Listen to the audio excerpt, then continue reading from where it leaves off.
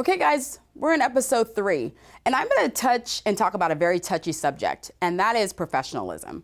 I think our industry has gotten a little bit laxed on this. I've noticed over the years, now remember, I've been in the business for 12 years, that our professionalism has changed quite a bit.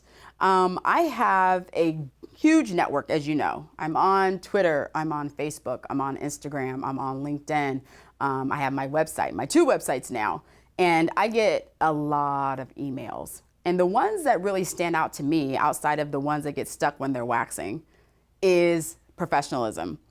I recently got an email from someone asking, was it a racial remark that one of my employers or my employees said to this client because she came to me?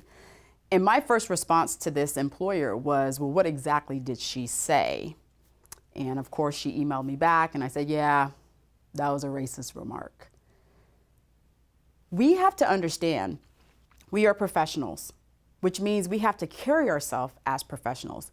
It's nice because we have such a rare connection with our clients. We're touching them, we're getting them to relax, we're getting them to the point where they're comfortable saying anything to us, which is what we want them to do.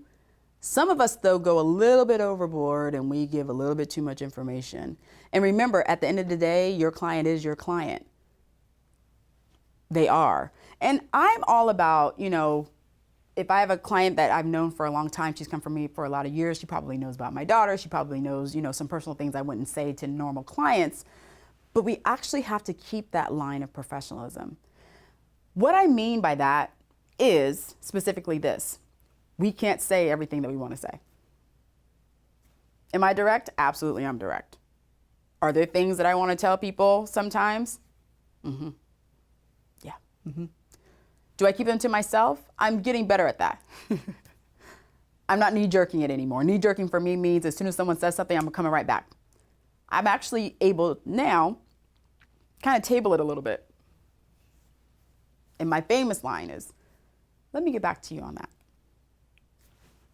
With the smile. Because the smile means I'm pissed off. When we keep our level of professionalism, our entire industry is going to rise. If you've been on my Facebook page or if you're a part of my blog, you see that I posted, which is still getting me responses even to this day, is the dollar eyebrow wax. And that one picture has been shared from my blog over 150 times because I even said we're outraged about it being $1. Why is it $1 though? Why is it that a nail salon can wax somebody for $1 and get it?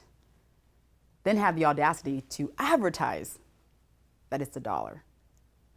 Am I upset? Absolutely. But I also know that's not my client. You want to get $1 eyebrow wax? Have at it. I'm going to give you a professional service. I went to beauty school. I was educated. I've done postgraduate training. I can show you my befores and afters. This is what you're going to pay. Level of professionalism. We cannot command certain prices for things if we don't match it in our level of professionalism. I always get the question about my $125 facial. And that was, I think I started that about 5 or 6 years ago. Now it's up to $250. Whenever I say my story about how I got that, it amazes people because number one, most people would not pay $250 if you were to ask them.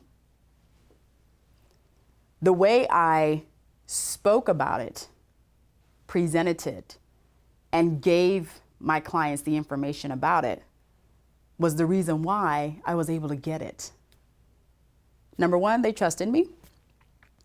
Number two, and this is the biggest one, I'll put a little star, there was no other option. There's only one facial. So if they wanted a skincare treatment, that's all they got. The other is that I asked for what I wanted. Spa Radiance in San Francisco was, and still is, one of the more premier spas in Northern California. Right now they have a $2,500 skincare service. They charge 30% higher if you actually get a treatment with the owners. I walked in there 10 years ago when I was a skincare rep, and I looked at their menu then, and I'm like, $250? Who pays that? Then I read what was in it. I was like, oh, wow. Ooh, okay, rubies and ruby tip microdermabrasion? Dang. Gold and caviar? That sounds kind of nice. I want to see how that feels. The fact that I felt just reading what was in that treatment, I was intrigued. I immediately went back to my spa and changed my entire menu and put my one facial, and this was again 10 years ago, $125. I had clients coming in for it because they asked that question. Well, why is it $125? Oh, honey, it's 90 minutes. We're using caviar, vitamin C infusion, head, scalp, shoulder massage, LED, all in one package, custom for you. And this is all I got, look, every time, custom for me? Can I try that? Absolutely. I was able to command that because, again, my level of professionalism. So when it comes to our industry, we can get that. You, if you wanted to, could ask for that. We're our biggest enemy. And I posted that on my Facebook page, I want to say about a year ago. I posted the $250 facial, and I could not believe the amount of estheticians who were upset with me because I had that on my menu. Estheticians, upset. I would never pay that. Okay. But guess what? I have clients that do. You could too, if you asked. Have you thought about asking? Or are you just okay with what you have? Where is your level of professionalism at? Have you ever thought about it? Have you ever had someone come in and analyze you?